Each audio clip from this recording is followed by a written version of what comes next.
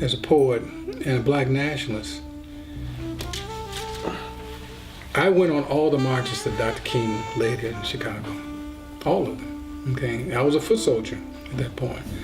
And the film that they shot of him, I'm in that film. Not as reading poetry, but just in the audience, just they beamed in on me.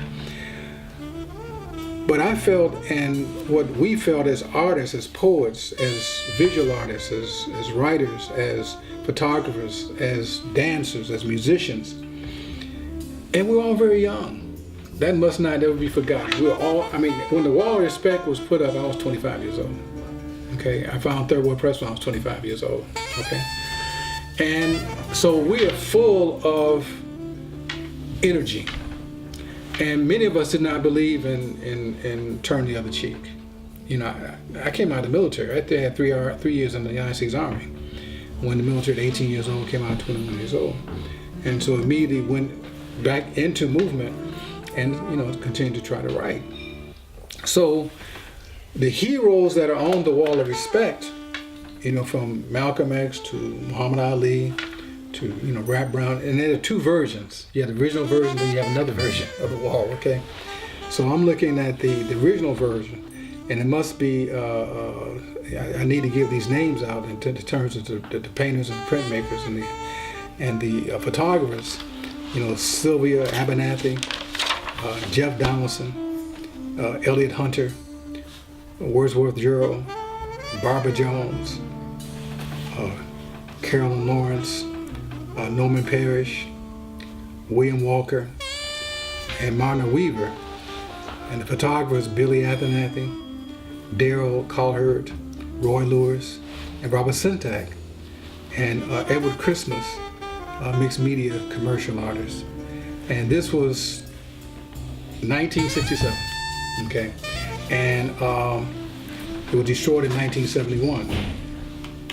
And so when you look at the heroes, from John Coltrane to Amiri Baraka to Willard Brooks to John Oliver Killens to the Nation of Islam to the major musicians, Muhammad Ali, the boxer, and so forth, that these were heroes that were not in the mainstream in many cases. But we have recognized them as being very important to us, okay? And that's why they were on the wall. An interesting thing about this wall also is that this was self-sponsored.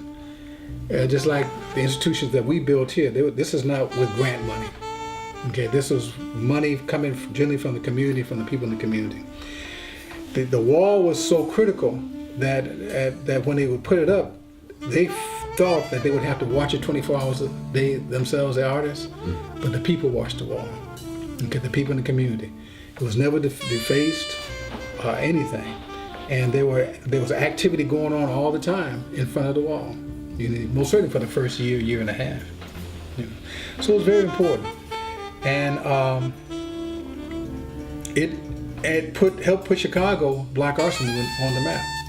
You see, we must understand that the Black Arts Movement started after the assassination of Malcolm X, and it hit all over the country simultaneously.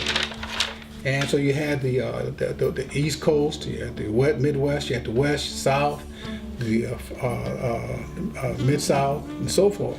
And so in all these areas, black artists were stepping out and saying, we're going to do our own thing. That's when we began to say, we're not Negroes, but we are black people. We're men and women of African ancestry. And that we're not going to be called out of our names anymore. So we began to rewrite the history, or to write the correct history. We began to really, and that's when Third World Press began to move beyond publishing poetry to publishing history, psychology, books on education, and so forth. And so this temper of the time was very volatile.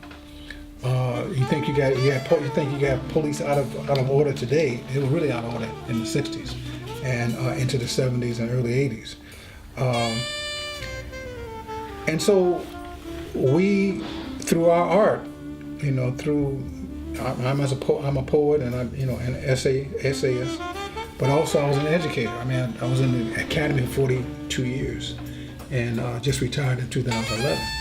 So for over 42 years, I was teaching at the university level, and at universities as diverse as UIC, Columbia College, Cornell University, University of Iowa, Chicago State, at DePaul University, and so forth. And many of the artists found work in the academy. You know, I used to teach at Howard University, and Jeff Downson was head of the art department at Howard University.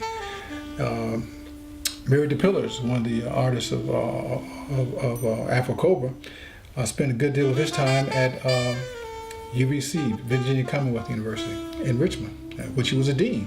Okay, so writers and artists, we've all tried to stay alive by, in some cases, working in the academy, because the academy gave us time to do our work. We didn't have to hit an 8-hour clock working for people who don't even like you, most of the time.